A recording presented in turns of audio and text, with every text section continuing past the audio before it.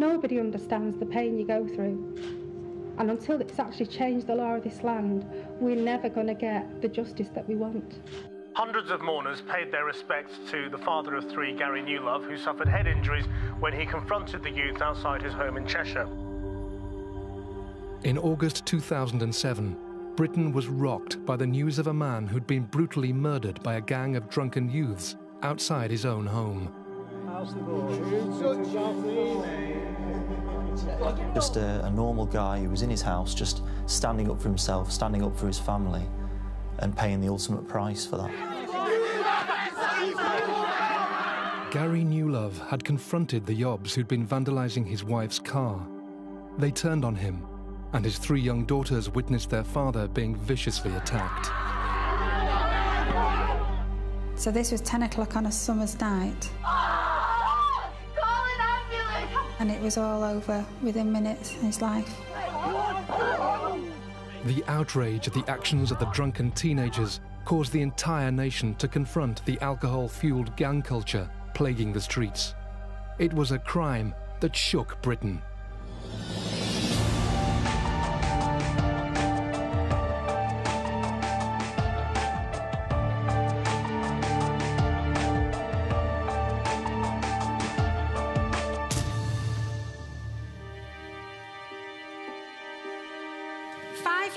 This August, I turned my husband's life support machine off.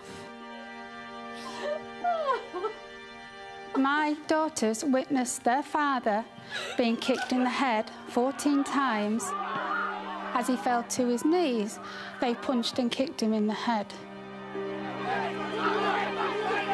This happened in 2 minutes. Gary lost his life, my daughters lost their father, and I lost a husband. This assault is particularly vicious and sickening because he posed no threat to them at all, and tragically he was doing what any other member of the public is most likely to do. Warrington, in the northwest of England, lies halfway between Manchester and Liverpool. Like most towns across Britain, it has its fair share of problems, but its population of almost 200,000 live a relatively peaceful life. It was a really nice place to live. It's a little old village, actually. Fernhead and Padgate are very old villages, so they still got that quaint look about them. What I really liked more, and importantly, was the old-fashioned neighbours who had time to say hello. Fernhead, the area where Mr. Newlove lived, and Padgate, the wider area that's a part of, neither of those are particularly bad areas. They're not areas that are known as the worst crime hotspots in Warrington. They're not the sort of place where necessarily you'd expect a crime like this to happen. It's not an area that I think you'd say was plagued by crime. I'd say it's typified as a working class area, a close-knit community, people who take stock in good values and you know, doing things the right way and trying to make a living and bring up their children. But it is an area that perhaps people felt the police weren't giving enough attention to their complaints. Gary Newlove lived with his wife Helen and their three daughters Zoe, Danielle and Amy in Station Road North, a quiet residential street with a subway at one end. It's a nice sort of road, Station Road North. At the bottom there is the subway, which is where all the problems came from, where the youths used to hang about.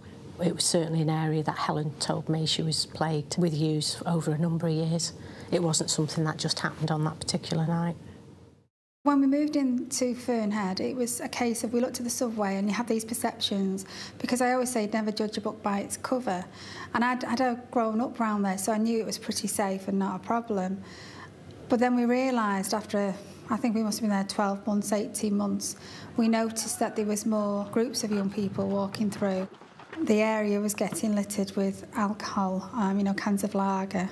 So, you know, when you look at it all together, you could see it evolve into something that we really wanted to stop.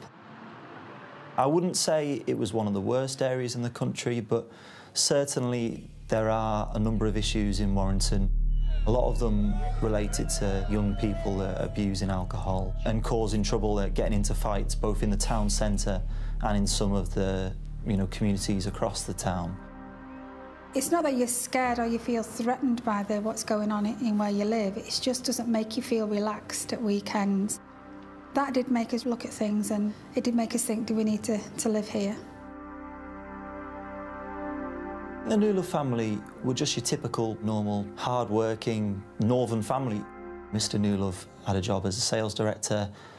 Helen looked after their three young girls who were all at college or at school. We were close. We did everything together. We went to the hairdressers, to the dentist, to the doctors. I mean, I was a wuss with the dentist, so Gary always had to take me to the dentist.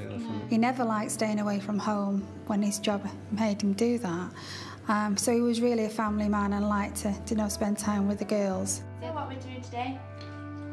He had a fantastic sense of humour. When I met him, I'd never laughed so much in all my life. He was really a bubbly person and absolutely worshipped the ground that the girls walked on. Tragically, the events of August 2007 were not the first time the New Love family had faced heartache.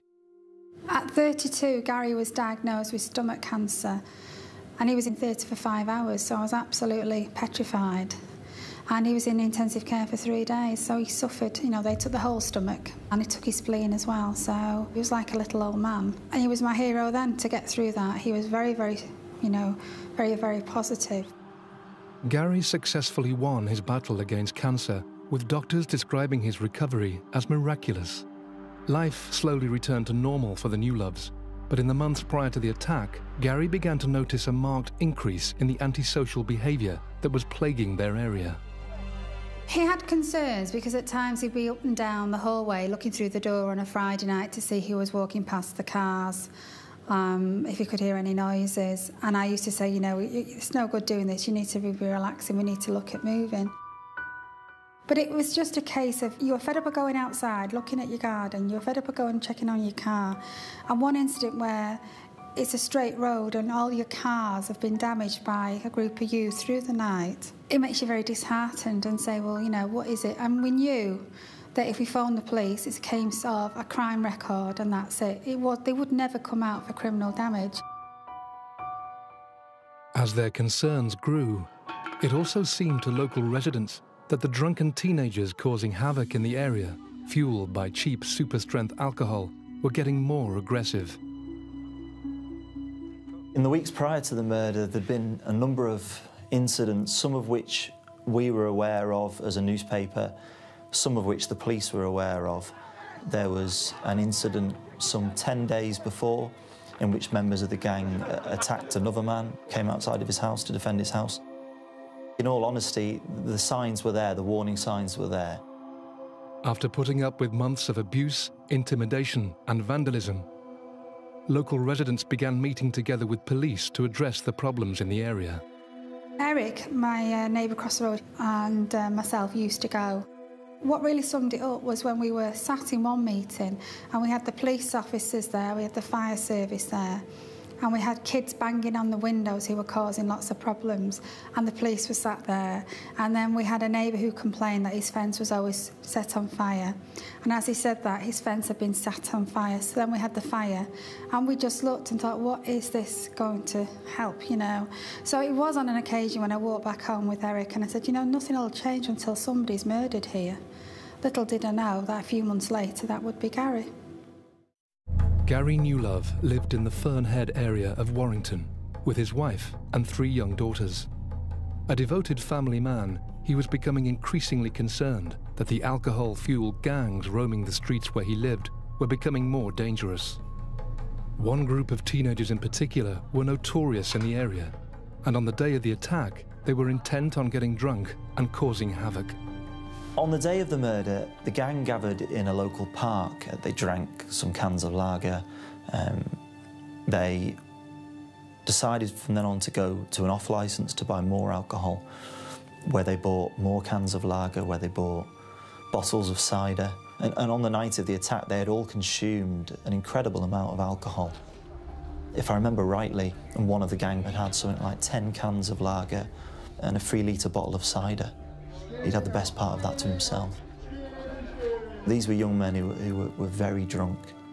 And then they basically embarked on a spree of violence around that area, heading from park to park, heading off down alleyways and shortcuts between parks, little paths and getaways that they knew very well from hanging out in the area. During the afternoon, the gang was stopped by a police community support officer in a local park, who confiscated their alcohol. In a typical lack of respect for the law, the gang simply bought more beer and cider and continued prowling the area, looking for trouble. On one park, they spotted two teenagers who they approached, and one of the gang punched one of the teenagers who fled. Unfortunately, didn't report this to the police. They continued on to a nearby bus stop where they saw three teenagers sat at the bus stop, including a young disabled boy. He shouted and swore at the children, chased them down the road, and unfortunately the young disabled boy got separated from the group. They caught up with him, and when they caught up with him, they punched and kicked him to the ground. They sat drinking and smoking for several more hours before heading to a local pub where a large gang of youths had gathered outside on benches just down from Station Road North, where Mr Newlove lived. Friday night, the attack happened on Gary. Was a very normal night. It was just a Friday night, really, ready settling down for the weekend. I'd gone to go to bed early because I didn't feel very well. And Gary came up to see if I was okay, how was I feeling. I was fine, and he gave me a cuddle, and I told him I loved him, and he told me he loved me. You two need to get a room. Amy said, oh, you need to get a room like kids do. And then Gary just went downstairs. Zoe was working, and Danielle and Amy, they were reading in their rooms. As the gang wandered up Station Road North, one member struck out a vehicle that was parked in a driveway, breaking a light, which I believe attracted the attention of some of the neighbours. They carried walking up the street just a couple of doors further down when one of the gang decided to kick out at Mr Newlove's car. I heard the glass as Amy heard glass smashing, and I just presumed here we go again, it's a Friday night. Something's going on outside. Oh, I can get you doctor, I'll sort it out. So I said, I'll get Dad to go and have a look. Shouted down the stairs to Gary, could he just go and check if everything's okay? And I remember the last thing of him looking at me was just turning and saying, yeah, not a problem, I'll just go and check. And that's the last I spoke to Gary. And Mr Newlove, who was inside in his house, saw the gang out in the street and decided to come out and have a stern word with them and send them on their way. Gary had gone out and asked who had damaged my wife's car, and they just laughed. As he came out and shouted at the gang, they hurled insults at him and goaded him. Who has kicked the car? It was him, I just told you, and circling him. It was at that point that Adam Swellings came up from behind Mr Newlove and struck him in the face. My daughter's witnessed every bit of that, and the next thing is that because he didn't go down, Gary was kneed in the back, and he did go down this time, and as he fell to his knees, they punched and kicked him in the head. My daughters then said they were trying to push them off. Amy pushed one of them, she nearly got punched. Zoe then ran to grab one of them, and they were punching, chopping at her hand. And one of the gang kicked Mr Newlove so hard that his trainer came off. His trainer was actually found under Mr Newlove's body. In the immediate aftermath of the attack, the gang fled the scene and headed to a nearby chip shop. For you or I to think of killing somebody and then wandering off to a chip shop for dinner is incomprehensible. This is what they did for fun. This was a good Friday night for them, was to get drunk, to smoke drugs and to go out and look for violence and look for trouble and get their thrills from doing that. Back at the scene of the attack, and with incredible bravery, Amy frantically ran back to the house to tell her mum what had happened. Mom! Mom! The next thing was Amy came running, screaming to call for an ambulance. Dad's on the floor! She said, Dad's on the ground. And it was only then that sunk in, oh my God. Then Amy collapsed on the ground. What's happened? You need to go outside. My next door neighbour was stood over her and said, don't worry, I'll see if she's okay, but you really need to go outside. It was like I was stuck in a world, to be honest. I could see Gary was lying on the ground, but couldn't get to him. When I got there, Zoe just wouldn't let me near her dad. She said, don't keep looking at Dad, look elsewhere. And the next thing, I just screamed. And that's when my world really collapsed that night. The next thing I remember is an ambulance was turning up. And when I went to step into the ambulance, they kind of told me to step down because Gary had gone again and they had to work on him. I just ended up sitting on the curbside, feeling physically sick. Didn't know what to do, was phoning family members, shouting at them, you know, he's been attacked, you need to get here.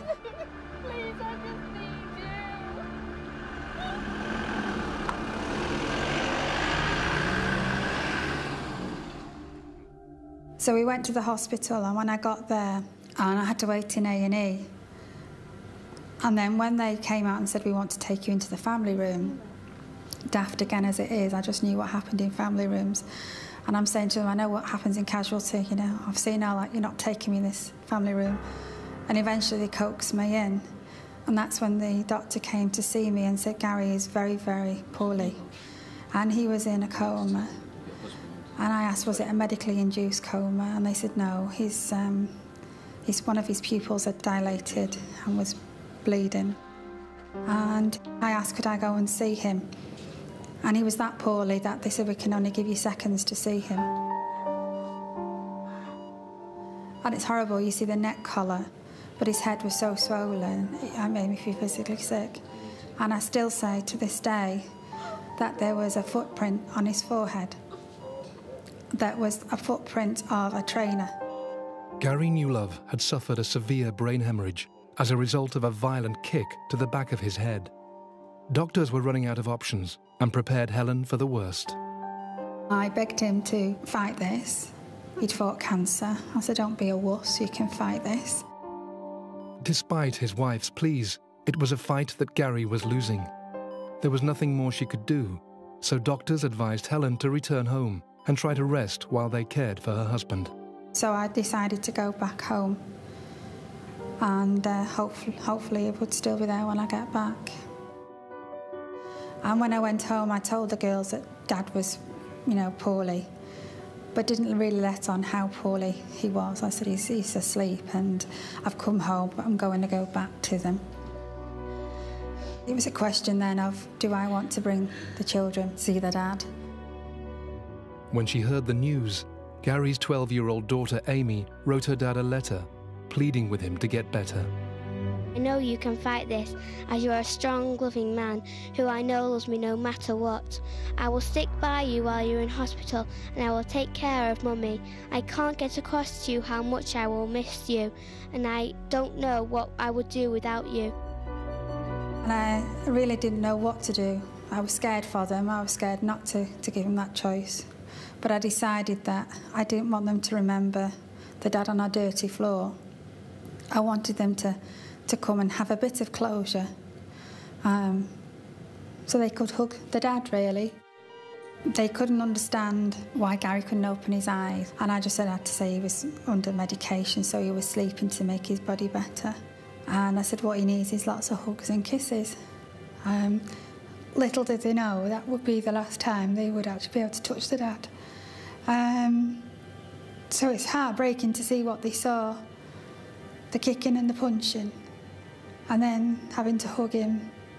I don't know how you comprehend the two of them, to be honest. So they went home on the morning, and the results came back to say there was nothing, that Gary's brain dead. And that was my decision then to turn off the machine. I went in to say goodbye, please forgive me. I think as a human being, you always think they may be alive. And then it was time to go round the bed, and I just lay on top of Gary. And we all lie on our loved one's chest and you hear them breathe, and we don't realise how precious it is to hear somebody breathe, because they ask you, are you ready for that switch to be turned off? And it's horrible because it's just instant.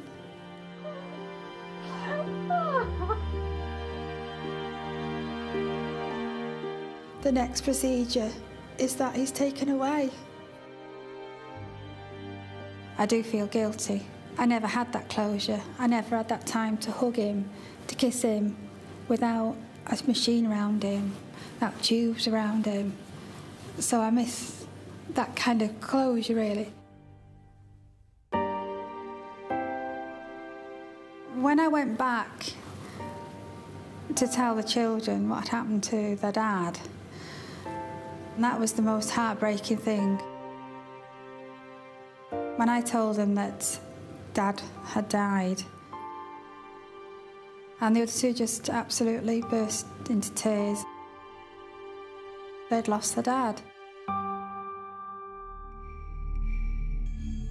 Police immediately got to work, identifying Gary Newlove's killers hidden within the group of alcohol-fueled yobs that filled the street that night.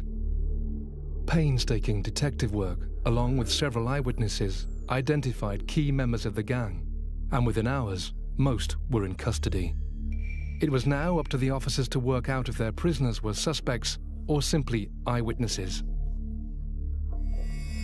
We had a number of eyewitnesses who gave an account of 4 or 5 youths attacking Mr. Newlove. We also had a number of eyewitnesses who said that one particular individual was involved. So what I decided to do was to get a map drawn of the street and draw on where Mr. Newlove was, and then we got each individual who was involved to record on their individual map where individuals were stood at the time of the attack. And what was consistent in that was, when we mapped them all, overlaid them all, was the fact that there were 5 youths stood around Mr. Newlove. Of these 5, 3 names began to emerge. 3 names of youths high on drink and drugs that had been terrorising the neighbourhood for weeks. Adam Swellings, aged 18, Stephen Sorton, who was 16, and Jordan Cunliffe, aged just 15 at the time of the attack. Gary Newlove was attacked in the street outside his own home by a gang of drunken yobs. In a short but violent assault, he had suffered severe brain damage and had died later in hospital. Police wasted no time in rounding up the prime suspects, who witnesses had placed at the scene of the crime. They included Adam Swellings, Stephen Sorton, and Jordan Cunliffe. A couple of members of the gang were stopped by 2 PCSOs who noticed that Stephen Sorton was missing a trainer. He told them that it had come off while he was running. The PCSOs, obviously, who were aware of these gang members and they were well known in the area, told them to be on their way and went off in the direction that they'd come from. Sorton and Cunliffe were arrested within hours of being stopped by the PCSO. Adam Swellings had returned home, but detectives weren't far behind. We dispatched a team to his home address and crew to arrest him once we established that he was involved in the offence. Adam Swellings, I'm from the Cheshire Constabulary. Do you know why we're here? Yeah, I've been watching news, haven't I? You come with us, please? His reply was something along the lines, I've been watching it on the TV, but he gave the impression to the officers of he wasn't really bothered about what had taken place, in fairness. With Swellings, Sorton and Cunliffe now in police custody, detectives began the process of uncovering more about their prime suspects. How I would sum up their interviews, it was a total disregard for any evidence that was given by any other person, total disregard for the fact that Mr. Newlove had unfortunately died, and their interviews were about lying to save their own skins, or to try to. Adam Swellings was somebody who had been involved in theft, in robbery, he'd been involved in criminal damage. He was somebody who was known when drunk to cause really serious trouble, somebody who went looking for fights, was an instigator. Can you tell me what you were doing on August the 10th at 10:30 in the evening. In the first interview, Swellings was quite dismissive of his involvement, but subsequently in the second interview he did try to minimise his involvement by saying that he was involved with just one punch that landed on Mr Newlove when he fell to the floor, and then he didn't partake in the attack any further. Stephen Sorton had a fairly normal background by all accounts, and it couldn't be said that he hadn't, had the opportunities to go down a different path. He didn't come from a family that you could say was lacking in moral guidance. I think he was just a young man who couldn't really be kept on the straight and narrow. But he was someone, again, who took a very active role in the offences committed by the gang and was known to have quite a vindictive edge. Sorton never admitted anything during the interview, other than that he did find out there'd been an attack in the street, and he said he went to investigate and render assistance while he was waiting for the ambulance, and that's how he lost his shoe. However, the eyewitness accounts were that he rendered blows to Mr Newlove by kicking him, and his shoe came off in that attack. And in the subsequent trial at court, then that evidence was given by his co-accused as well. But Sorton did make an admission to his mother after he'd been charged that he'd been involved in the attack. Jordan Cunliffe wasn't as physically imposing as Adam Swellings or Stephen Sorton. He was a smaller, weaker character on appearance, but he was somebody who seemed to have a real edge to him. He was very cocky. He often invited the other members of the gang to come round to his house where they'd gather to drink, where they'd gather to do drugs, because he was left to his own devices for long periods. And I think this was something that characterised the gang members as a whole. No conscience at all.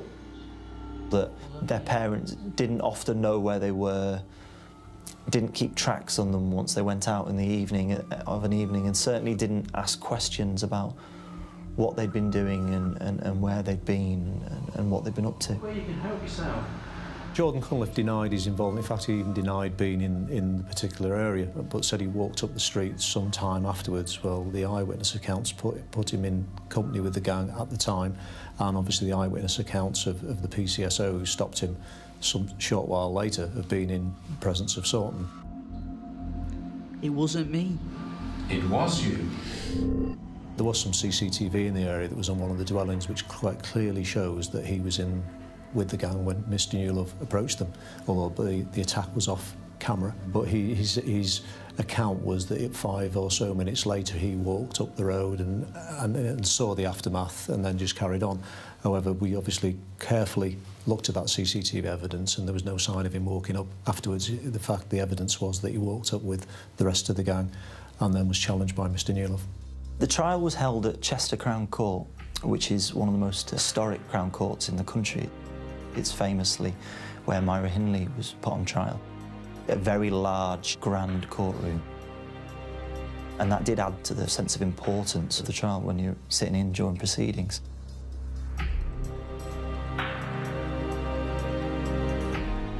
The case began in mid-November 2007. In the dock charged with the murder of Mr Newlove was Adam Swellings, the ringleader of the gang, Stephen Sorton, who was a couple of years younger, Jordan Cunliffe, who was 15 at the time, and then 2 other youngsters, a 17-year-old and a 15-year-old boy, both of whom can't be named for legal reasons. Those were the 5 who the police and the Crown Prosecution Service put before the court. I was confident that we had sufficient evidence to convict all the youths involved of Gary's murder, and at the start of the trial, Swellings actually did offer a plea of manslaughter, which we discussed with our prosecution team and dismissed that because we believed that we had substantial evidence to convict him of murder. He's admitting his involvement by saying he rendered the first blow. The eyewitness accounts put him more involved in the attack than he actually said. In relation to Stephen Sorton, we had a key piece of evidence. Obviously, his shoe was left at the scene. And he also made some admissions to other youths that he'd been involved in the attack. So again, I was quite happy that we had significant evidence against Stephen Sorton. And bearing in mind, he's also made admission to his mother when he was charged. Jordan Cunliffe still denies to this date being involved in the offence, but we do have forensic evidence of him having blood from Zoe Newlove on his jacket when he said he wasn't there. We had him on CCTV evidence walking past the scene with the group when he denied being involved, and he also made some admissions with Sultan to the peers in the area that he'd been involved in the attack. Along with mounting forensic evidence and eyewitness testimony against the defendants, Gary Newlove's daughters were also called to appear before the court. Following Monday, Amy, Zoe and Danielle were being called to give evidence. And no matter how painful it was for me, I was going to make damn sure I'm there to help my children. They'd never been in trouble in their lives, never been in a courtroom. I couldn't give them the hug. Afterwards, I was accused of coaching. I could not go near them. And Zoe was the first one to be called, and she had screens round her. And I'm so glad, because what happens is they take the defendants down into the cells while Zoe was called in. And then Zoe's brought in and they're taken back up into the dock. They thought it was quite good fun. Whereas I felt physically sick, because she wouldn't see anybody. All she would see is the QCs and the judge. I felt so powerless to help Zoe. And to hear what she saw and what she did. They're not only there to do evidence, they're grieving the dad and they're trying to do the best they can for the dad. I saw Dad surrounded by 6 or 7 teenagers, laughing and swearing.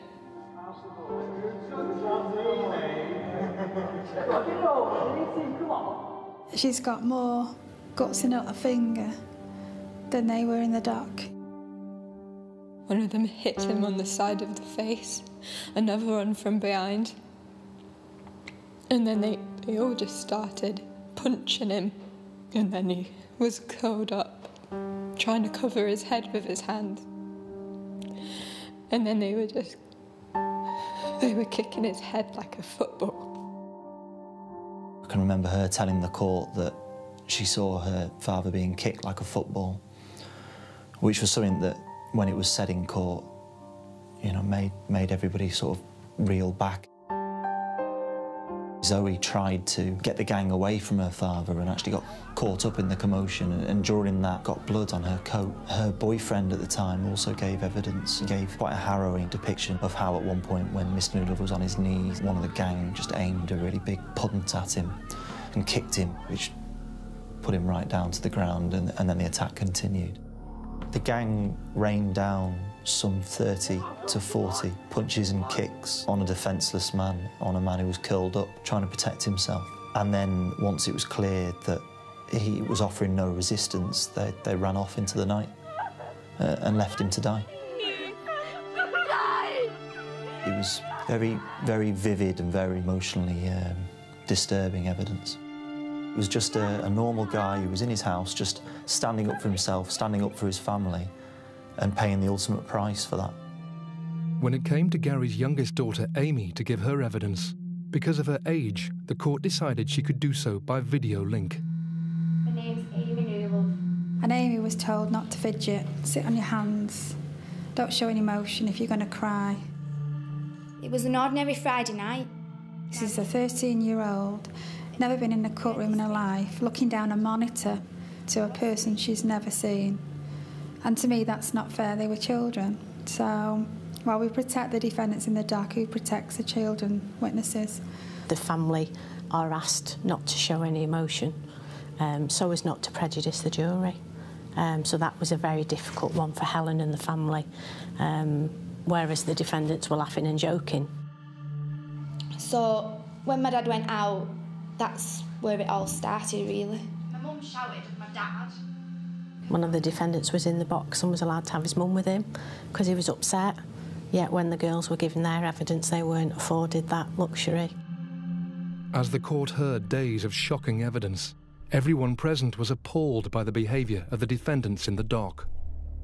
During the actual trial, when the evidence was being given, Helen Newlove was there every day. I think it was clear to see how devastated she was and the effect this had had on her. At the same time, youths involved in the case didn't seem to have any respect for the proceedings.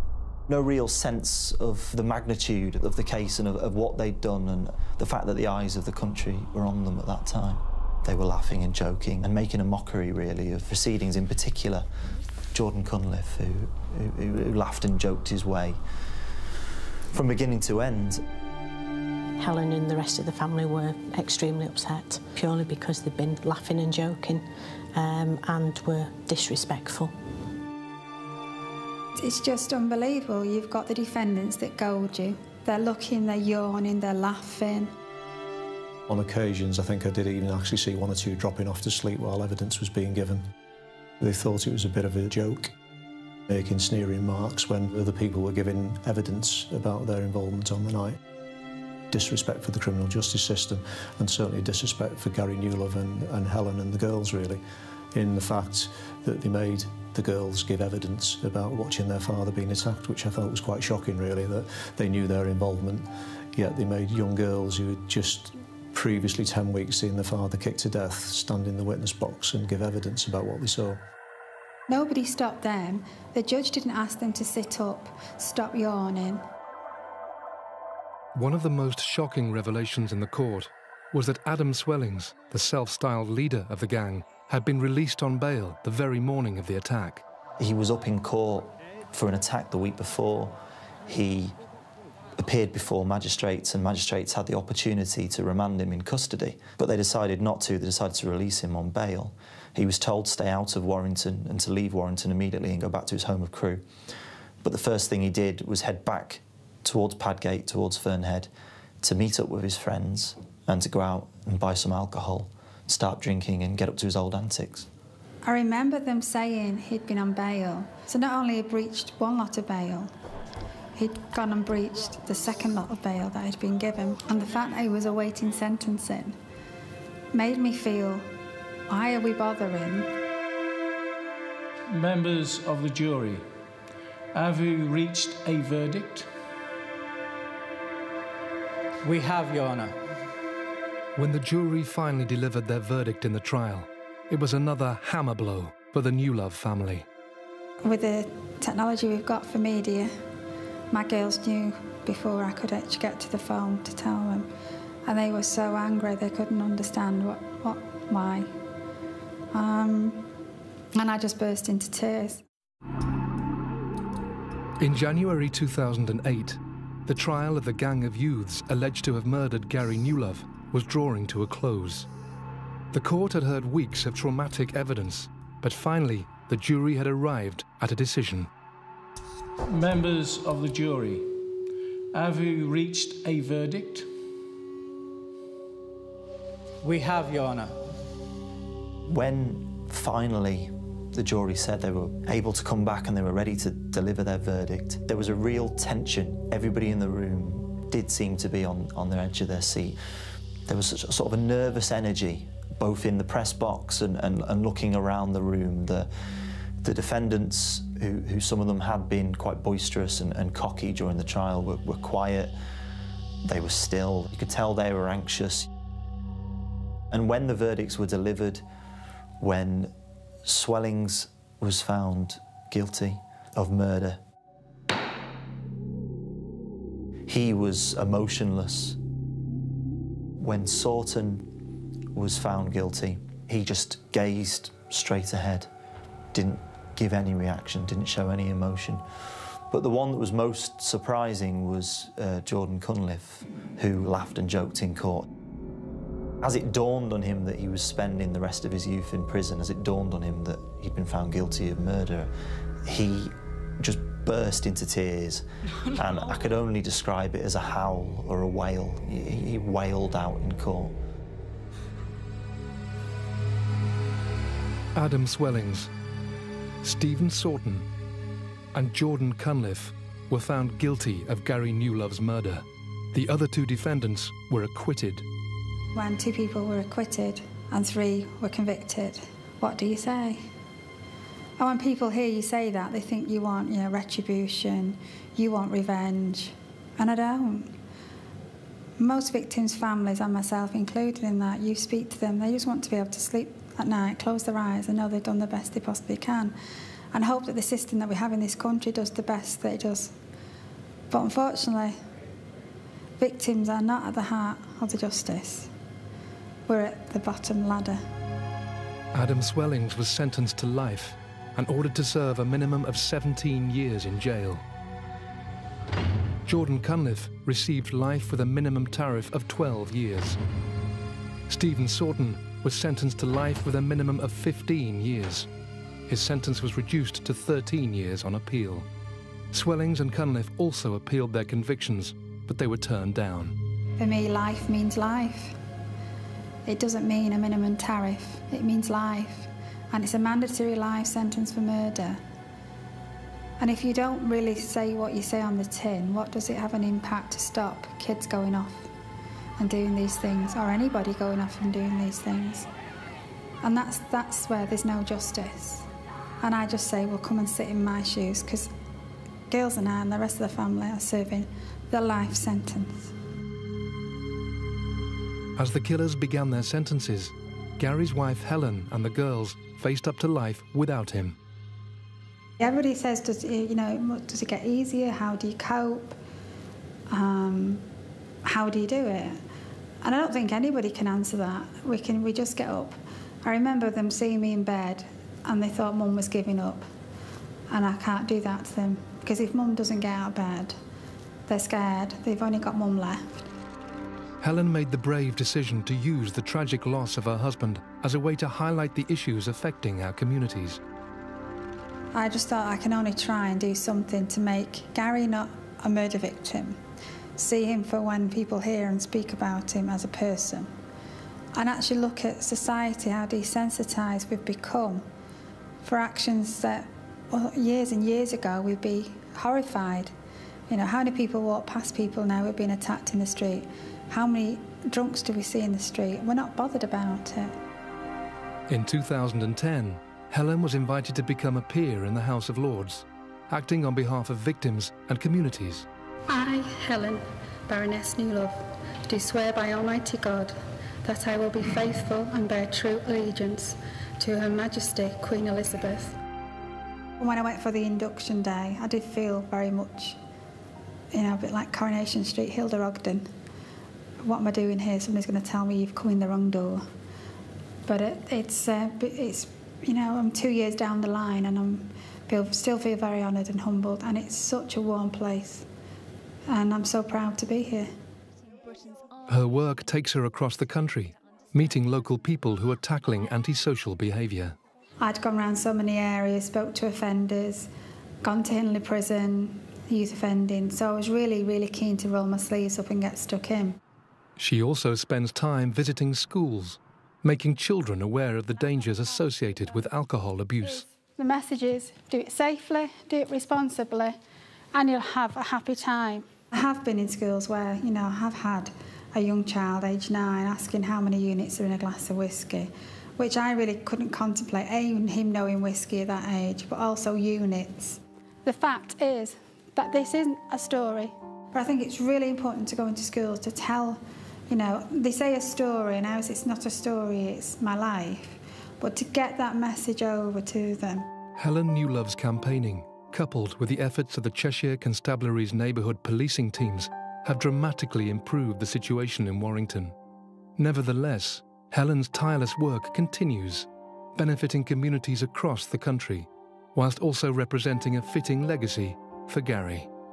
This was so shocking because every member of the public across the land could probably put themselves in Gary's shoes, having gone out and, told some kids off for damaging a car. But I think the most shocking side of it has got to be the fact that Gary's children witnessed, him being brutally attacked. I do what I do because I really can't get my head round he's gone. I can't get my head round he had cancer and he didn't die from cancer, he died from kicks to the head. And I think I do what I do because I don't want to live in this society that accepts that kind of crime, and we can't do anything to speak up for as a victim's family. And that's the bit what I do, is that I'm not in it for anything else, no hidden agenda. If I can make somebody else not go through the pain, that's all I want to do.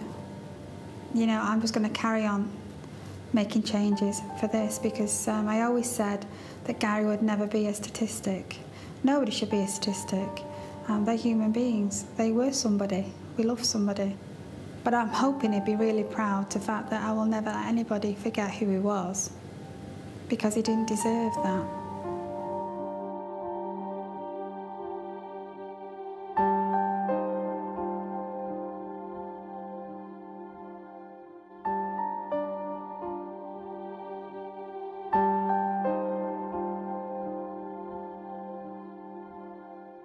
Next time on Crimes That Shook Britain. It had developed into a reign of terror right across West Yorkshire in general. No woman was safe. When the police brought the photo fits out of the Yorkshire Ripper, I thought, God, that looks like my brother, Peter.